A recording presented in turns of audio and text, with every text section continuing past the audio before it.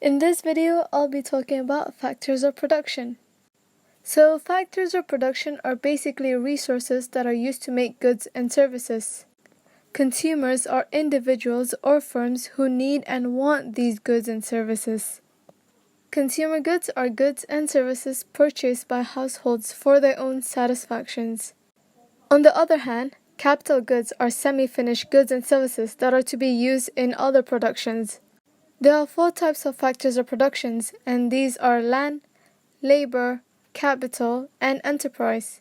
So now let's talk about land.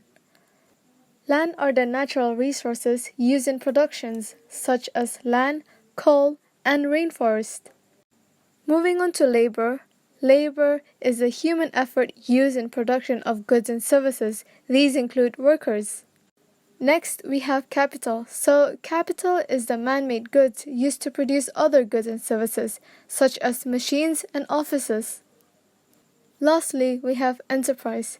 Enterprise is the willingness and ability to bear risk and make decisions for productions in a business. Now let's talk about the quantity of factors of production. The quantity of land depends on what kind of resources are used. If the resources used are non-renewable, then the resources are limited, or we could say scarce. The quantity of labor depends on the population, retirement age, and school leaving age. The quantity of capital depends on the net investment, and to calculate this, you would have to minus the depreciation from the gross investment. And then we have the quantity of enterprise, and this depends on the number of entrepreneurs. The number of entrepreneurs are affected by the education, taxes, and regulations of the government. Now let's talk about what influences the quality of factors of production.